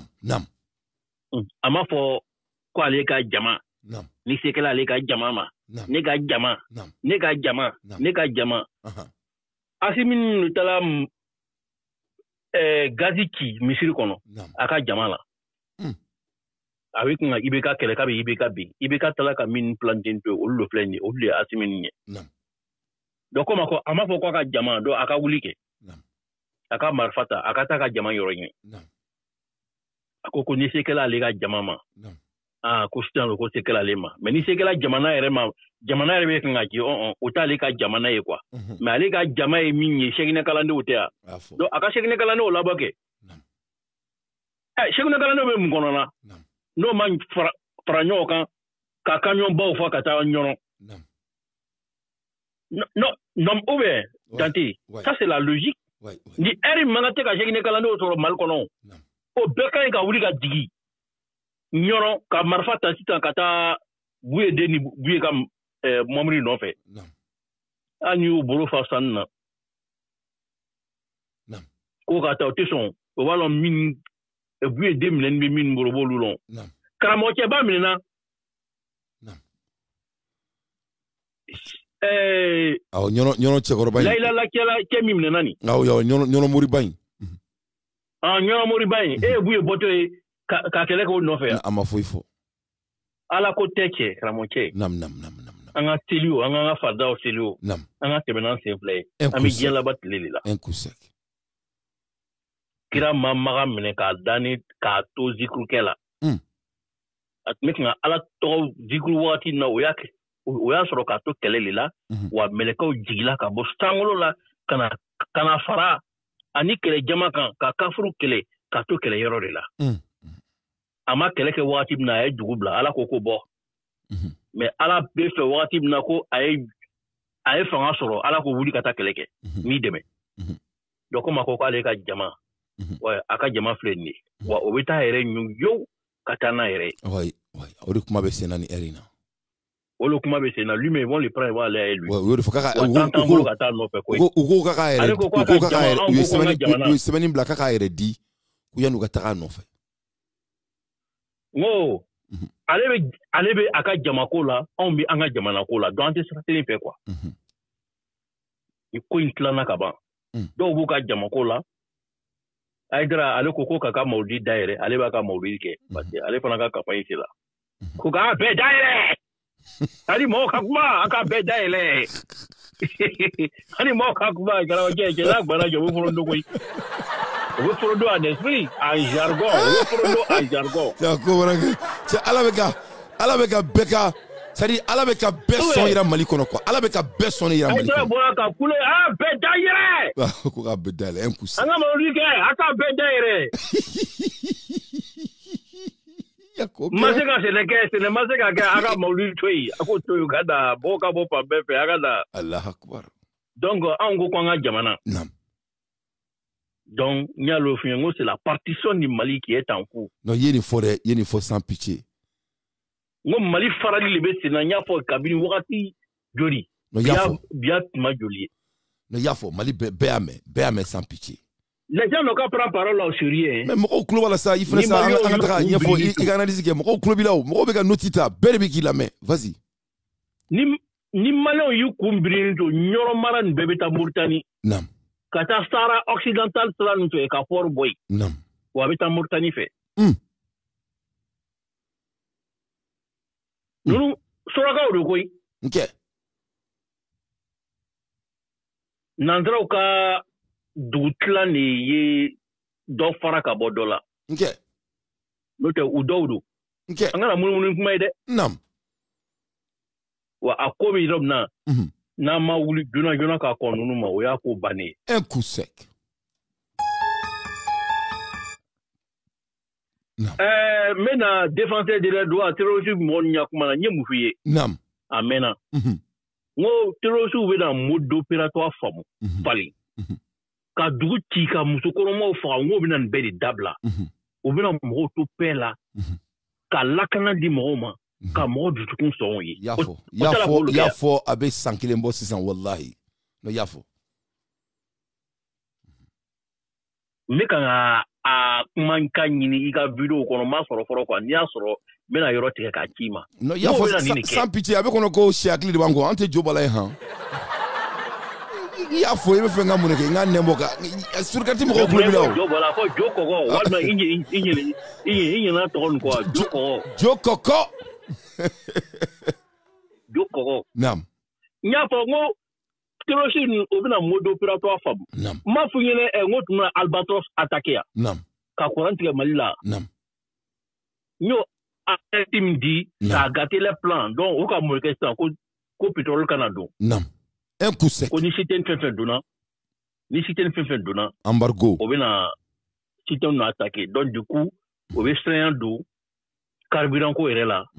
Donc du coup courant ma tigɛ wa. Embargo un coup. Comme Albatros attaqué mais ni carburant ma na.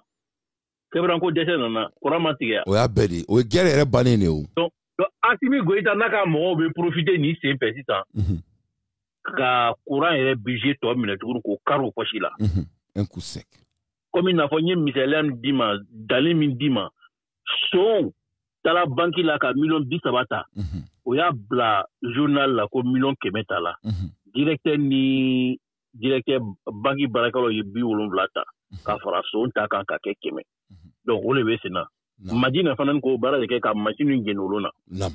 Ko non ko terroriste taara machine jeni c'est faux. C'est faux. Donc o bɛ mun de yira o kɔrɔ ye ko wari min dila ale ma siraba da la o projet tunna parce que machine bɛɛ jenina c'est faux. Blanchissement d'argent. Assimi Goïta bɛ yɔrɔ min na bi. Assimi Goïta tɛ fɛ ka fanga bila n'ale taara dɔrɔn pe o kana ale ka sonyani ye. Donc a bɛ Mali yɛrɛ de dafiri là comme ça ale bɛ taa. Ni ka ye gouvernement kura bɛ na sigi mɔgɔ wɛrɛ bɛ na fanga ta ka na ale ka sonyani bɛɛ to la kɛnɛ kan o y'a ye ko jamana de bɛ yen. N'o tɛ Assimi yɛrɛ fala ka ban il est déjà goye miliyariw bɛɛ fala ka ban mais a tɛ fɛ ka taa ye k'a fɔ ko bɛ na ka na prévu yira a nɔfɛ quoi. donc a bɛ fɛ ka jamana yɛrɛ de dafiri ni jamana dafirila ka ban n'ale ta la mais a bɛna na compte jumɛn kɛ compte tɛ yen o poursuite tɛ yen o parce que jamana yɛrɛ tɛ yen bilen parce que mɔgɔ jugu ye jamana minɛ ka ban donc a b'a fɛ ka jamana bila nin niveau de la ka sɔrɔ ka wuli ka boli donc n'o tɛ an filɛ yɔrɔ min na nin boliko yɛrɛ o bɛɛ bɛ kan ka boliko yɛrɛ de labɛn mais o bɛna boli cogo di mɔgɔw fana ɲɛ b'o la i bɛna taa cogo di a bɛna cortège jumɛn ta ka taa don aéroport la ka don avion na ka taa il y a certaines personnes qui veulent pas dɔw tɛna to yen e bɛ taa k'anw to yen donc taa cogo t'o la Bougnigaou, ils n'ont qu'à faire très attention. Hein. Ils vont encercler tout Bougni bientôt. Non, Bougni, il date. Et ils vont rentrer là-bas. Parce que maintenant, mais faire un métier qui c'est nous. C'est nous qui est là. Mi est tout usine de l'âme. À qu'à faire que défenseur des droits moraux, Walma, avec ce qu'à genoux mobilisé, à qu'à usine Mirom là, qu'à usine il y a kilométrique. Hakea dobe ka se ka protéger quoi avec se ka keni frère a ko frère no te obita ka plus usine dinde Allah parce que c'est une révélation ba nege oui aka usine pièce nyema be aka ta ka do gros camion do kono ka ta mara yoro do la quoi aka usine pièce moteur nyema fembe aka dija quoi na be se ka koloshi ka toy aka koloshi ka toy Walma ni défenseur de la droit mon n'a pas qu'à benga sur le yi kaka fait on protéger attaquer avec qu'à faire sur attaquer notre otaka izin fait un toile Allah akbar parce que oya nege kani kajatula blanyona chikoloferi la blanyona oluka chiu mine ka garder ka kien abuta c'est ça indien le voir de l'homme pour lui financer donc du coup là il y a une guerre là-bas hein guerre doba ani nunu ke ranking dobo ni non ke aka freke ani mete ka bien la nyemma to nyom nyo so ina ka trouver solution note aka usine ils vont brûler parce que nous on parle en jargon wa foko nyefo abete ka nyefo amitinga en jargon ouais Ningote de atorota atenyewa. Ouais. Duguma la mini kabonwa. Ouais. No yeni fo iko ate me ko robina ke ko duguma dafi. Ya fo ti abi chenga che enclose anglita se ngono. Ko fe na ngono ngote de atorota. Nam. Oko choadma atenya korowa. Wala sakela. Ah bon, non, mo ma famille autour là sans pitié. Mo kumbolo ekure ko nambara inga fanga te ban. Mo rene wule online ko fone yana. Oui, aga me fanga ngala o ni troji yo fanga ta. Jamana me fanga mabawa. Au ne kinga nga fanga ni mine. O planet mesina. Mais ni troji yele na du la mini kama. Mais o de fanga batine di mana di no fanga imbana. Fanga imbana benye fanga imbana no. Di mana di no fanga imbana. Asim me faka la Guinée de. Abe faka boli ka tra de. Abe boli yoro nyine la sa. Aga suru bain. Amana mi ga suru bain na mao mo video ire la ya video chima ka ata parkati ka parkati ya ikante parkati da ka sunu bay me parkati ali da ka sunu bay de ko parti kala quoi aka sunu bay kala je kamina ni kana kela quoi donc Dante kuma ka mission quoi nam folo gros to dans la magaye rapidement les soldats du rang Albi a me wole bloma. Il n'est jamais trop tard pour bien faire. Ouais. Philippe m'y interroge sur le chien follow là. Ni armée c'est là qu'a jamana libéré. Faut qu'on repousse, faut qu'à tout. Aussi faut 15 ans wanten. Ah, Afrique on a eu ça avec Beléade. Non. On a du chat à fouetter. Yani si du kagbe o ka ke freke. Ka jamana boni bolo. Non. Ka ben labo. Non. Ami fero bla 5 ans. Non. Bilay ne nala de ba fine dante. Toro soubi na marfa da ka négociation ni na. Effectivement. Bilay talay. Non. Non, c'est là kanike ni wati kunguru ko sa anga mobilisation ke men kali kurana na toro soubi na ka marfa bla ka dalike. Parce que Kashoka to premier ministre là, yani Kidal même ne wati na. Ngo Kidal toro jou commence là ka accord boroto ka foko non e ko lui fera armée ka. OK. o ma kɛ wa fo ka kida yugu avion tun bɛ taa munumunu kida wagati min na fɛ moteur yɔrɔ tun bɛ yɔrɔ ɲini groupe dɔ tun bɛ kan ka jɛkuru tarayi tuma bɛɛ an b'a mɛn RFI la ko ni tribune mɔgɔw bɔra rébellion na ko bɛ négocier ni armée il y avait des rapprochements auprès du gouvernement au trato minnu la musoko donc terroriste fanga tun banna muso violu ni fɛn ninnu la lɛri na o k'o dabila o ka muso viole ni ko kolon caman bɛ yen o ka dabila donc o bɛ musow ba ka cɛw lo minɛ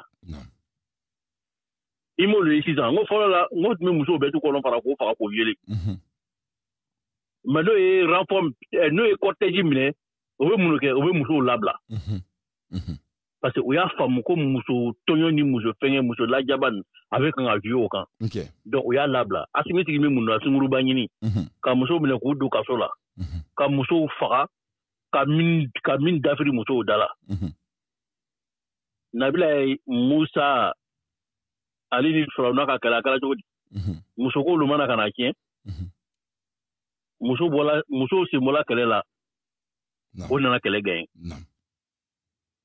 donc il n'est pas trop monopolisé an bɛ wele bila sɔrɔdasiw ma soldat de rang ma élément minnu bɛ troupe ka terrain kan o ka fɛɛrɛ kɛ sisan ka fara ɲɔgɔn kan ka ni fanga in minɛ ka jama labɔ ka bɛn bila ɲɛfɛ an ka tasuma lamaga quoi an mako yɛrɛ tɛ duruni na an mako tɛ duruni ye shahid labɛn ni dusukolo gansan ye walayi bilayi tala ta tɛ min bɛ taa dusukolo gansan bilayi dala ye n'o tɛ sɔɔni dana ma se ko mɔgɔ min bɛ fara o kan dɛ parce que olu bɛ ɲini ka dɛsɛ dɛ parce que fiɲɛ tigɛra olu fana na ye ni dana ma se ko mɔgɔ nana fara o kan k'u ka jɛkulu renforcer a ma ɲi dɛ donc o de bɛ sen na sɔɔni i bɛna dana ma se ko mɔgɔw ye kadɔ caman i sisan ka bɛnkan ta sisan ka fara o kan n'olu farala o kan dante a ko bɛ gɛlɛya an bolo donc yanni sini sɔgɔma ils ont 24 heures à s'exécuter après les 24 heures salam fatiha ala k'an kisi ala k'an tanga ma amin Allah. Salam alaikum. Wa alaikum salam. Sans pitié, merci beaucoup pour l'appel. Ganalizi, c'est toujours à la hauteur. Joe Koko. Ne bala mabao ni kwe sans pitié foleno aka weleli busara a jaranye a canaliser ou comme toujours sans pitié ka révélation nous c'est toujours à la hauteur. Ne bala mabao ame boye amanda magadien qui baro do la très rapidement ko ta ko da awma. Donc aya partager anambe kun aw soxlembe sur carte Legend Media kan masami alaye mo mun ma abonné anga page kan abo jija abo abonné anu ci kanuna anu ci partager la show be ka fanga soro kosobe mo be kan wole ka bo dien fantan nani bela jelen fe kan fo show kelila ka awde bo aw foli be de awde ma parce que amunu me show partager amunu me ka abonné et vraiment awde be fou ne bala ma brawo ibina ka fo ko les défenseurs de leurs droits ou bora ou kumana. Oui, c'est bien minké a irame ka foko urgent. Les militants armés demandent aux sorciers Aïdara de la junte de se rendre, sinon son sort sera scellé. Masami alaye a irame ka foko les défenseurs de leurs droits. Ku konko kuta blad daga gelendala. Kuba nyini nyonon sherifu kefe. Ko abemuna ako ke kakana ayeredi. Kona ma ayeredi a kubetaka nofe kabe yoromina.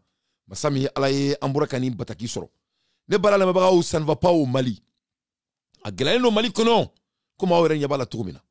Ne bala la mabagaw temange worte Mali kono. Temange aka gele. Temange a wusulondo ni bandi nunundala. Ne bala la mabagaw anyebe keme biye de lata. Oni keme fla biye ni wakilen biye. Wallahi billahi lezi. Ni be Mali wor mine ibolo la ni ma gando itegela ni alatie banabi mine bacteria. Ni be Mali wori mine i tegela ni ma gando i bolo la ngo banabi mine bacteria tellement que ça ne va pas au pays. Le pays est sur son dos. Ça ne va pas du tout. Rien ne marche. Ne balana bao jamana koni o datuna a yorolendo.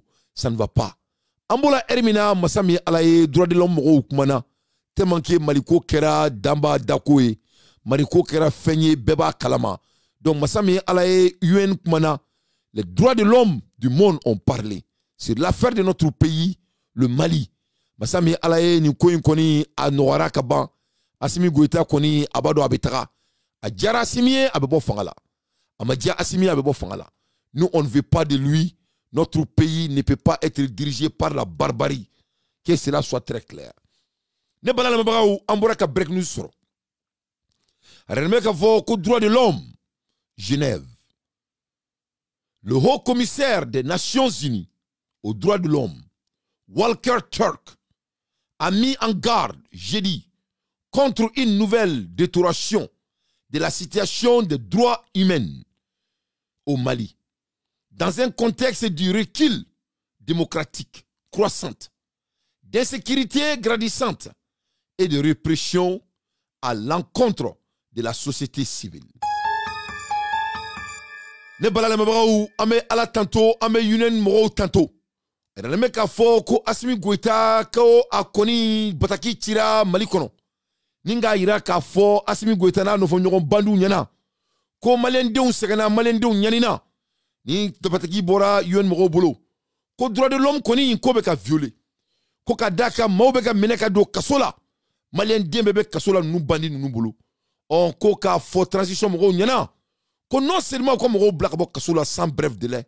En même temps, c'est que l'ordre constitutionnel là, qu'on y ait veto de Kachuma, Yanou Kaouli Kamarfani fait un takatou, Tartunan Bo à Kono, un coup sec.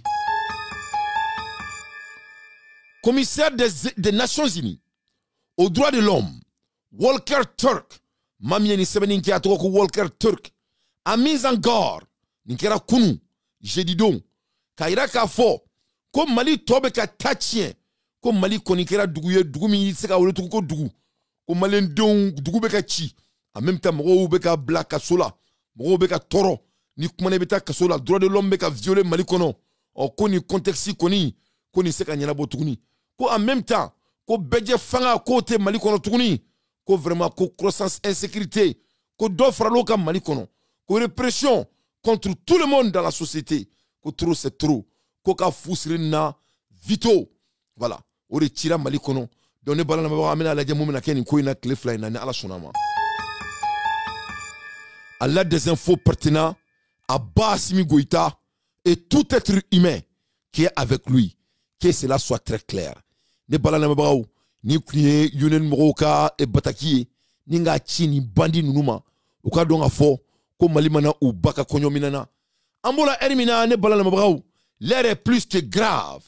Aw nyebe muna nieta nie bamako mapude ayre me ka fo ko mapu yin koni kan ko ni koni ko dugu bemine la ne dugu laje dugu sigoroma kemela bi kononton ani doru o koni be défenseur de droit bolo ne tu wole ko terroriste que cela soit très clair ame kuma la ermina masami ala nebo ulu préféré ni bandi de nunu ye kamalen do mine ko ka sola de fo ka jiawli ne te tugo mo suku ko ni ala sonama. Serou Sako, il faut l'endoyer. Serou Sako, ko James Moro koni kou kumana. Remeka fo ko le James Control monte en puissance sur toute l'étendue du territoire du Mali. Dommage. Actuellement, il n'existe que 2 frontières stables, celle de la Côte d'Ivoire et de la Guinée. Ne balana mabagaou ayra le meka fo koni kuna fuli diba ko Mali koni be minalendo jin mo fe koni Mali re belaje dunda kononton dunda shegi ko abe dunda minalendo abe sebaga be jinzi mo bulu koni ala je bi ko yoro kremi be ni fo ko alhamdulillah ko e dunda fly ko e Abidjan dunda e oni la Guinée dunda on idu nyabala dumia be ki dado kelela on nouye drasigir Guinée dala akana bari mola ni Doumbouya mi dabo keleina ambe kurnigi ta malagine président kama atina ke bashi nabe bashi minje monsieur Doumbouya i dabo anga kelela i dabo malion ko kelela ni mi dabo keleina tu vas regretter mon frère je suis là à te dire i dabo anga kelela le problème du Mali n'est pas ton affaire nous on ne veut pas Assimi Goïta au pouvoir s'il te plaît, il faut t'occuper de votre pays, la Guinée. Et parce que tu veux essayer de accueillir Ika Jamana Kono. Ni a ke amini kele. Na yi kele itna gagné. Ite sa ana a benal na kela tika vidéo kela ou tisana vidéo kela.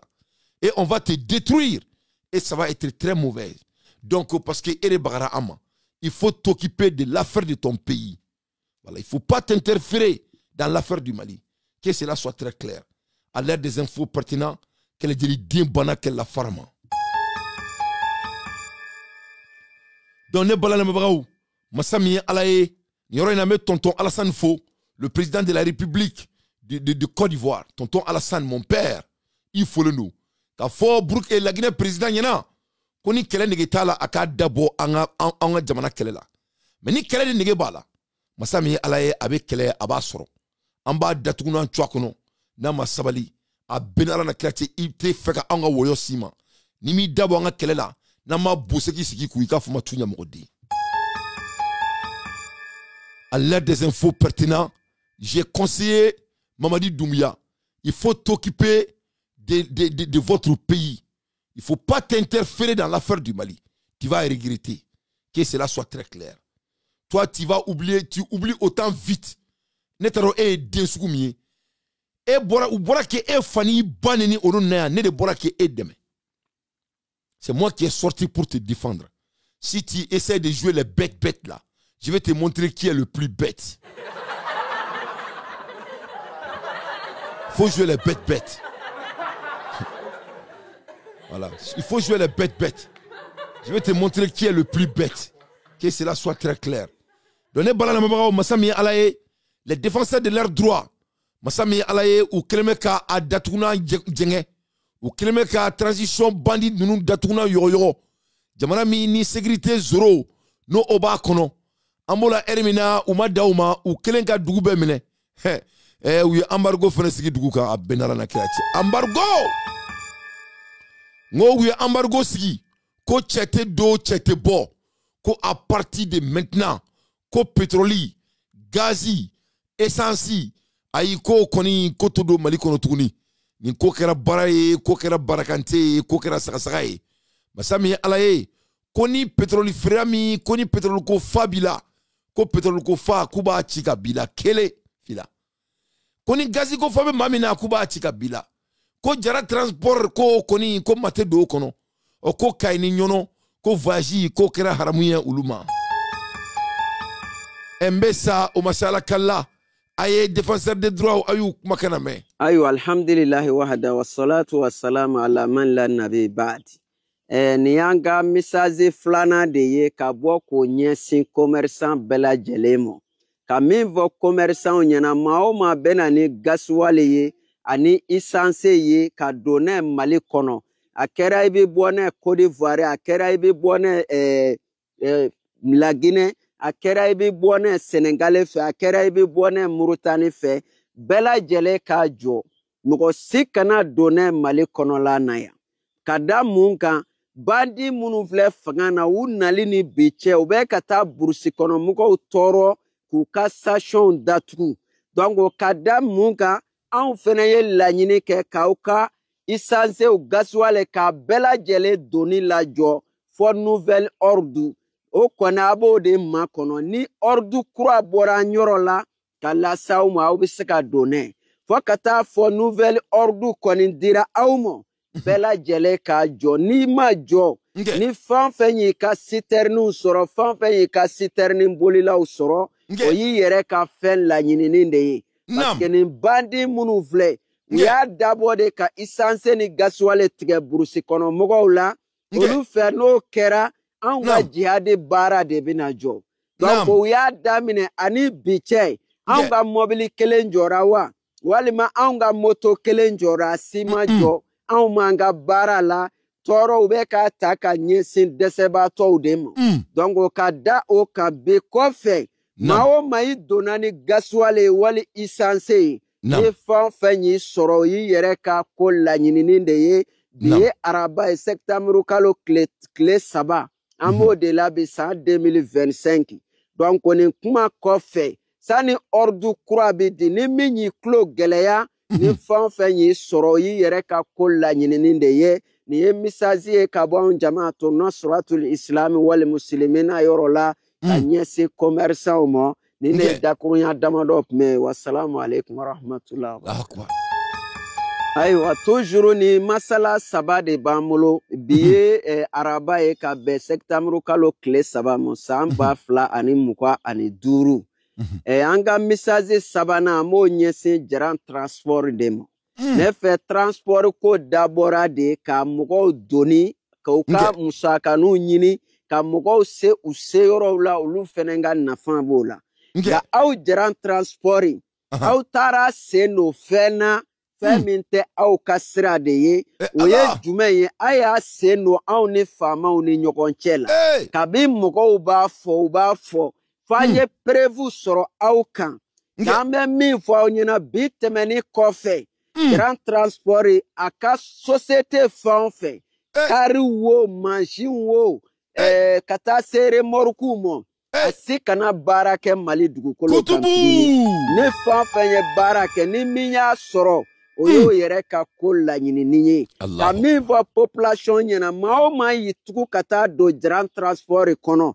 ni fɛn o fɛn y'i sɔrɔ o y'i yɛrɛ ka ko laɲinini de ye nin dakurunya damadɔ de tun b'an bolo ka ɲɛsin Jaran transport ma ka bɔ anw jamaatu nasratul islami wal muslimin. Ne bala lamɛnbagaw aw kɔni y'a mɛn masa min ala ye ko embargo sigilen don remorquew kan ko essence feere ko nin y'o bannen Mali kɔnɔna la masa min ala ye Mali président a kumana Mali ministre de défense a kumana masa min ala ye an ma mɔgɔ kumakan mɛn Arama Dasibani ka kan na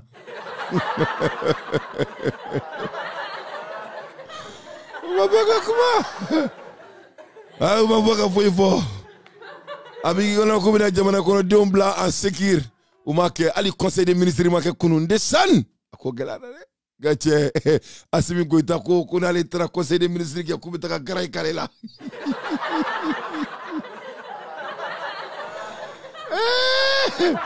wala dɔw bɔ bɛ dɔ ta wusu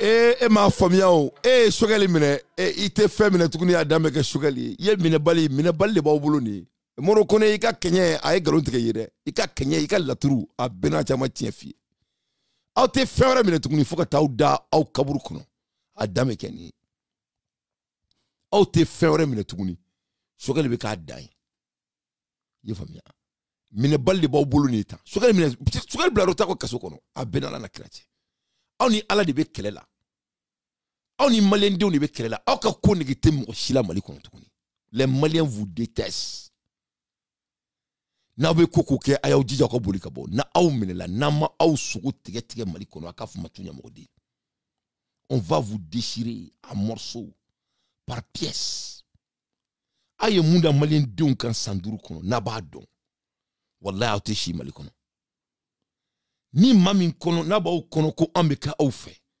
an tɛ kɛ aw fɛ fo ka taa an dan kaburu kɔnɔ nous on vous déteste on va jamais vous pardonner on ne vous acceptera jamais. Que cela soit très clair. Et on demande à la communauté internationale d'interpeller le plus vite possible. Le Mali n'est pas sécure. Les Maliens sont oppressés. Les Maliens ne peuvent même pas parler chez eux. Quand tu parles au Mali, tu deviens automatiquement un prisonnier. Voilà ces gens qui ont violé la Constitution. Ils refusent d'aller à l'élection. Nul ne veut de eux. Personne. Les Maliens n'ont pas à manger. Les Maliens n'ont pas à boire. Les Maliens n'ont pas d'électricité. Il n'y a pas de cohésion sociale. Il s'agit le Mali est comme l'enfer. On en a marre. On a besoin de l'aide. N'importe où l'aide peut venir pour venir sauver le peuple malien. On n'en peut plus. Mes chers compatriotes, ko Jaran transport, ko embargo siguro kan katse ka bouger tout, ko na bouger la ko ba datuna ko ba yoyo. Masami alaye ko nyono kai embargo sigilen dolu kan kunu ko kube bo chin chokin ko masami alaye kubi faga masami alaye ko pétrole Mali commerçant demsani nunu ko akaw dabo pétrole fere la ko fonu bora shara kura e domina a donc o ba ira ka fo ko Mali surasu na obe koko la aye segin ka bo forona akana so aye singa bo forona akana so Sinon ni essence bana ka autoy. Fente bantuni ka autoy adame koye. Ou ba ou befara. Ala kan kisioma. Ala kan taga. Mais akana fo koma fo nyana. Masami alaye ni aw ma segi. Kana Assimi Goïta darabon an dala. Aw ba don Mali surasu. Ko malien denw te Assimi fait tourni. Aw ba don quand en vidéo kela ou te Assimi fait. Aw ba don quand t'en a qu'à fait. Nous on ne va jamais aimer Assimi Goïta. On ne va jamais supporter le Mali à tant que Assimi Goïta est à la tête du Mali. Il faut que cela soit très clair. Voilà. Nous on ne va jamais vendre nos âmes. Assimi Goïta a humilié l'armée malienne. On ne peut pas tolérer Assimi Goïta. Vous pouvez imaginer les soldats maliens. Mali sera sous ça. Allez, Assimi Goïta de Boka Tachi Black. Regarde comment Assimi Goïta a humilié tout homme qui incarne la valeur de notre patrie. Regarde Abbas, un vrai héros malien. Regarde Nama, une vraie une femme brave comme Nema. Et regarde comment on est en train de la punir. Et regarde Sogel Kokola Maïga, Moussa Mara, Ben Le Cerveau, Rajbas, Clément Damele, Kaudjim, j'en pense, le roi. Tout le monde est devenu des produits de prison. On ne peut jamais tolérer ce monsieur. Assimi Goïta, il a échoué. Assimi Goïta n'incarne pas la valeur de notre patrie. Donne balala brao. Masami alaye essensi ko. Abena gelea malikono. Ni mobili bibolo. Itina seka mobili bol tukuni. Ni moto bibolo. Itina seka moto bol tukuni. Masami alaye. Ni groupe bibolo. Ni be ki ka business ke ni groupe ye. Ika business itina marché tukuni.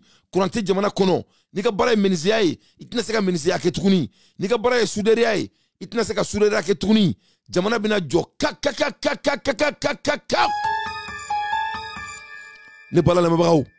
Ni les défenseurs des droits moraux. Ni nous ka batakiye.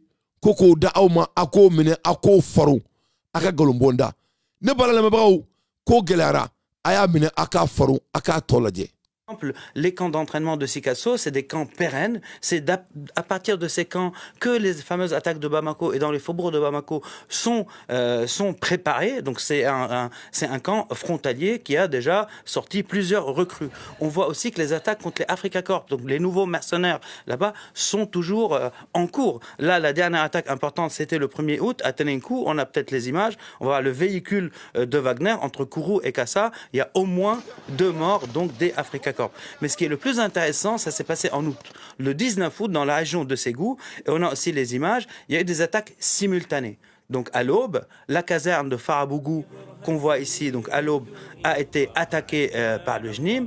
Au même moment, il y a eu des IED posés un peu partout, des bombardements, mais aussi une attaque contre une autre caserne dans la région à côté de Diabali, la caserne de Tédoul, et on va voir aussi qu'elle a été attaquée à l'aube. Et voilà les images. À la différence que cette caserne était mieux défendue, parce qu'on va voir aussi dans d'autres images qu'elle avait 2 lignes de défense. Donc l'armée malienne essaye de s'adapter, sauf que ce n'est pas suffisant. Là voilà la 2e ligne de défense qu'on voit ici.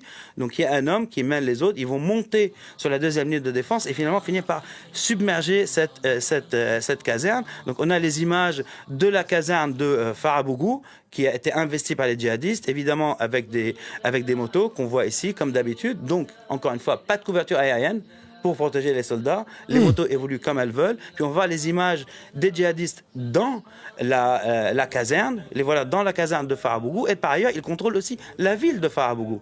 C'est un fait nouveau dont on ne parle pas beaucoup. On a aussi les images de ce qu'ils ont détruit à Farabougou, mais aussi les images à l'intérieur de la caserne de Tédoul, qu'on va voir aussi.